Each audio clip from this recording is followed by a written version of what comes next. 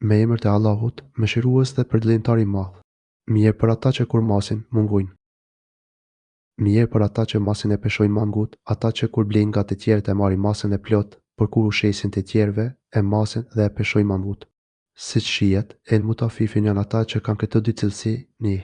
Kur masin për veten e vet, masin me saktësi, pa pranuar asnjë lloj mangesje. Por, nga ana tjetër, dy kur duhet t'u japin njerëzve hakun që u takon, masin e peshojnë me mangesi. Kjo, sigurisht, është vjedhja e pasurisë e njerëzve dhe shkelja e drejtësisë në marrëdhëniet me ta. Nëse ky kërcënim u drejtohet atyre që thjesht hanë mas ose në pesh, atëherë si mendon se do të jetë gjendja atyre që vjedhin ose grabisin në forcë. Pi çuditse sigurisht, këta janë me të kërcënuar dhe me në rrezik sesa të përmendurit në ajet. Nga ajeti mësojmë se njeriu, ashtu sikur se kërkon që të tjerët t'i japin të plota të drejtat e tij, ashtu duhet t'u jap edhe ai atyre gjërat që u takojnë në çdo lloj bashkëpunimi ndërnjerëzor. Madje, kjo lloj drejtësi duhet të zbatohet edhe në sferën e debatit. Është e vërtetë që çdo njeri synon të mbrojë tesën e vet, por për të qenë i drejtë, duhet që t'u kushtojë vëmendja dhe argumenteve të kundërshtarit. Kështu, ai mund të ruhet nga mendjemallësia dhe mospërfilja. E lutim Allahun e madhruar që të na udhëzojë dhe ndihmojë të arrijmë çdo mirësi dhe virtyt të lartë.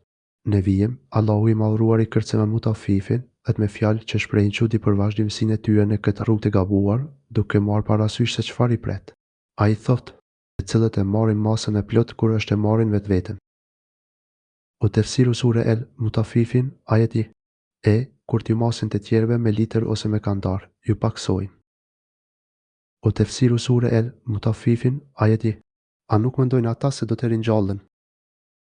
A nuk mendojnë ata se kanë për të ringjallur në një ditë të madhe, ditën kur njerëzit do të ngrihen për të dalë para Zotit të botëve? Pikëçuditëse ajo që i shtyn ata në këtë padrejtësi është mosbesimi i tyre në ditën e gjykimit. Nëse do të ishin të sigurt për takimin me Allahun e lartësuar, i cili do t'i llogarisë dhe shpërblej me drejtësi për çdo gjë të madhe dhe të vogël, me siguri do të frenoheshin dhe do të ktheheshin tek ai të penduar dhe të nështruar në një ditë të madhe të Kiametit. O tefsiru sure el mutafifin, ajet 4. Atë ditë kur njerëzit do të dalin para Zotit të gjithësisë. O tefsiru sure el mutafifin, ajet 4. Po, me të vërtetë, libri i mëkatarëve është në sigj gjin. Jo, të mos mendojnë se nuk do të ringjallen, se me siguri libri i keqbërësve është në sigj gjin. Këtu përfshihen të gjithë gjunaqarët, qafirët, munafikët dhe ata që shkelin kufit e Allahut. Të gjithë veprat e këtyre fugjar edhe do të jenë në sigjin. I lartësuari shpjegon në pas se çfarë është sigjin ata e diti se që është sigjin. Ku e diti se që është sigjin Ai është një libër i shkruar e ruajtur mirë. Ai është një libër ku shënohen hollësisht veprat e shëmtuara. Sigjin është gjithashtu edhe një vend i ngushtë të mbytës. Ai është e kundërta lijen, librit të vepërmirëve, sikurse do të shpjegohet më poshtë. Është thënë, gjithashtu, se sigjin është shtesa më e thellë dhe tokës së shtatë, në të cilën ndishkohen fugjarët. Ai është libri i shkruar.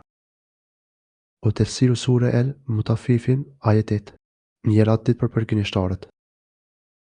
Mirë mohuesit atë ditë, ata që nuk e besojnë ditën e gjykimit. Ky është kërcënim për mohuesit dhe mosbesuesit, ata të cilët nuk e besojnë ditën e përgjithësisë, ditën e shpërblimit, kur Zoti do ta trajtojë çdo njeri në varësi të veprave që ka bërë, që kanë mohuar ditën e Kiametit. O tefsiru sure el mutafifin, ajet 10. Atë e mohon vetëm kundër vajtësi, mëkatari i madh. Atë ditë nuk e mohon askush, përveç atij që ka tepruar me padrejtësi dhe me vepra të keqija, ditën e përgjithësisë e mohojnë ata që kanë dy cilësi, ata që e teprojnë dhe shkeljen kufit e Zotit, që lënë gjërat e ligjshme dhe marrin të paligjshmet. Ata që janë të zhytur thellë në gjunahe.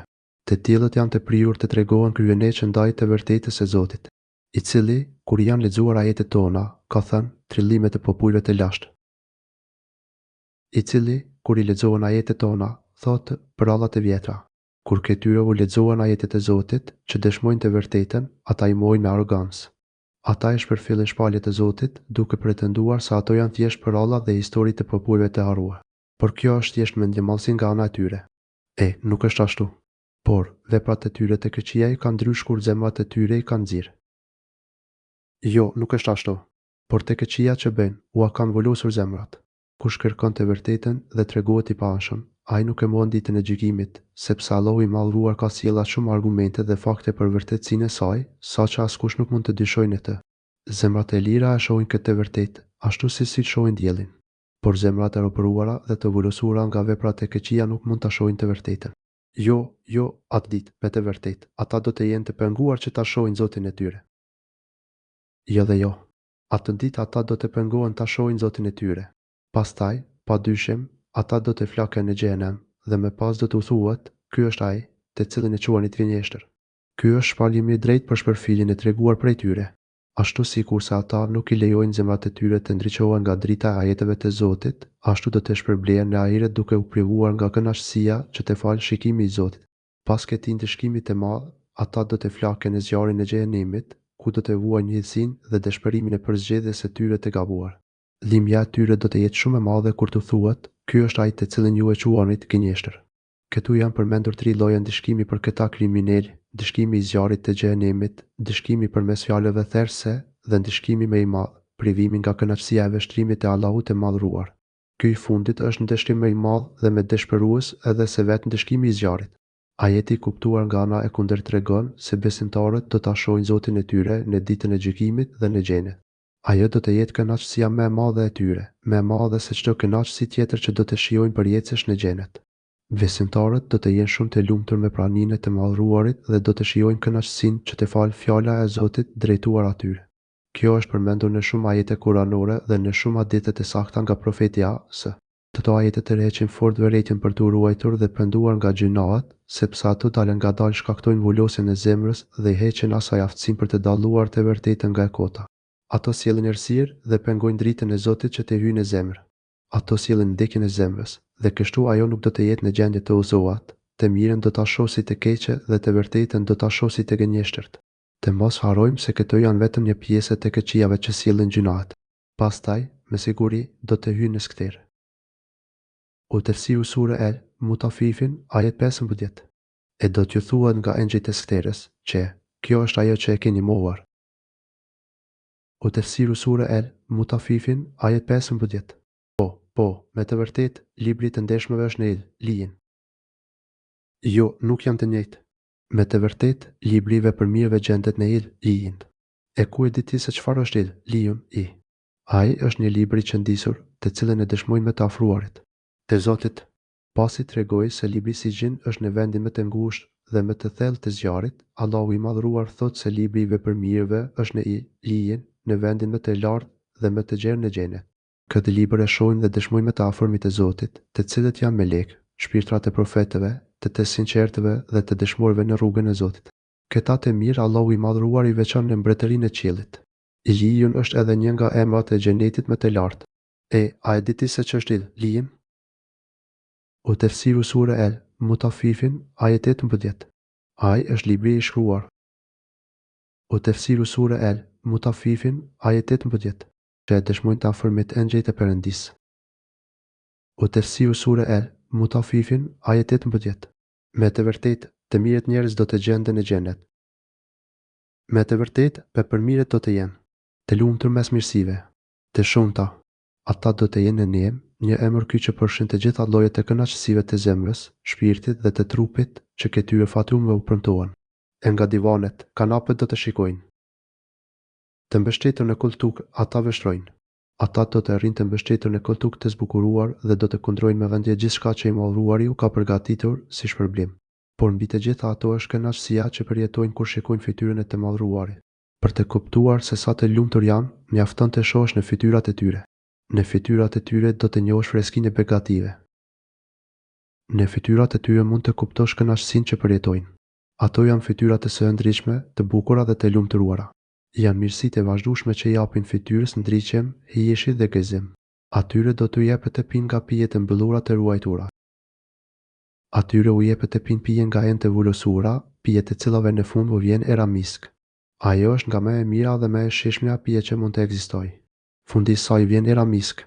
Pra, ajo pjesë e pijes që në dynja zakonisht hidhet poshtë apo lihet në fund të enës, në xhenet është aq e mirë, sa i vjen era misk. Atëherë çfarë mund të mendosh për vetë pijen? Pikëshudit se ajo pije ruhet në enë të vulosura, që të mbetet vazhdimisht e mirë dhe e shijshme. Për të tilla mirësi le të garojnë ata që lavmojnë të mirën. Ato do të jenë mirësi të përjeshme dhe të pandërprera. Masën dhe bukurinë e tyre nuk e di veç ai që i krijoi. Për to garojnë ata që synojnë dhe kanë për qëllim të mirën. Ata garojnë në veprat e mira që Zoti ka bërë se be dhe rru për arritjen e këtyre të mirave. Kjo është çështja më e rëndësishme, për hir të secilës ia vlen të shpenzosh çdo gjë të vyer. Për të tilla mirësi garuan më të mëdhenjt dhe të zgjedhurit e Zotit. Vula të cilave është mis parfem, dhe për këtë, le të bëjnë gara garuesit. O tefsiru sure El Mutafifin, ajet 25. Pija do të jetë e përzier me ujin e tesnimit. Kjo pije ka brenda edhe prej tesnim, burin nga I cili pi me të afërmit e Zotit. Kjo pije është e përgatitur me ujin nga burimi I quajtur tesnim, në të cilin pi me të afruarit dhe me të zgjellurit e Zotit. Uji I këtij burimi është absolutisht pija më e mirë e xhenetit. Nëse pija e banorëve të xhenetit është aq e mirë, sepse përzihet me këtë ujë, atëherë si mund të jetë vetë ky burim? Pi çuditse pa dyshim që është I mrekullueshëm dhe I pakrahasueshëm, prandaj edhe u posaçërua për me të mirë dhe me të zgjellurit. Ata do të jenë në gradat më të larta dhe në mirësitë më të mëdha të xhenetit, nga burimi I të cilit do të pinë të afërmit e Perëndisë të mirët. O tefsiru sure El Mutafifin, ajet 27. Me të vërtetë, mëkatarët qeshnin në jetën e kësaj bote me ata që besonin. Pasi fori për shpërblimin e mujrimin, ove dhe atë muminin, ove, Allahu I lartësuar tregon shkaqet e këtij dallimi mes tyre, vërtet, zullumçarët talleshin me besimtarët, sepse kur kalonin pranë tyre, ata ja bënin me sy njëri tjetrit. Në jetën e dunjas, kriminalët gjynatar talleshin me besimtarët dhe I përqeshnin ata me fjalë dhe me veprime. Kur besimtarët kalonin pranë tyre, ata I shihnin me qesëndit dhe I përqeshnin duke I bërë shenja fyse njëri tjetrit. Megjithse kjo ishte një vepër shumë e fëlliqur, ata ndiheshin të qetë, pa asnjë lloj ndjenje faji. Kur kalonin pranë tyre, njëri tjetrit I ja bënin me sy. O tefsiru sure El Mutafifin, ajet 29. E kur ktheheshin te familjet e tyre, ata argëtoheshin në formë tallëse me besimtarët. Kur ktheheshin në familjet e veta, ata ishin të kënaqur. Kur I shihnin, thonin me të vërtetë, këta janë të humbur. Kur ktheheshin pranë familjeve tyre, në mëngjes ose në mbrëmje, ata ishin të gëzuar dhe të fryrë me mendjemallsinë e tyre. Ky ishte një nivel shumë I frikshëm vetë kënaqësie dhe vetë mashtrimi. Ata jo vetëm që kryenin vepra të urrëta dhe të keqia, por ishin fare të qetë për këtë. A thua se kërcënimi I Zotit nuk ekzistonte. A thua se Zoti u kishte premtuar se do të ishin të shpëtuar dhe të lumtur. Ata ishin aq arrogant, sa deklaronin se ishin ata të udhëzuarit në udhë të drejtë, ndërsa besimtarët ishin njerëz të humbur dhe larg realitetit të jetës. Ky pretendim sigurisht që konsiderohet si shpifje dhe si e folur pa dije rreth Zotit.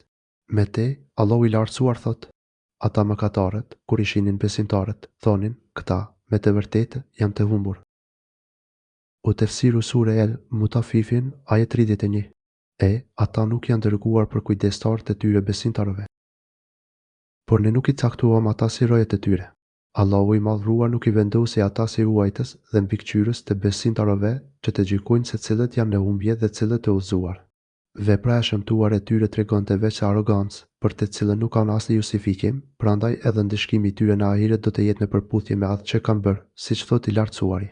Sot, ata që kanë besuar, do t'i përqeshin mohuesit. Por sot, janë besimtarët që do të tallen me jo besimtarët. Duke qëndruar mbështetur në kultuk, ata do të vështrojnë. Ditën e gjykimit, do të jenë besimtarët që do të tallen me jo besimtarët, kur t'i shohin të vuajnë në ndëshkimin e drejtë dhe të merituar.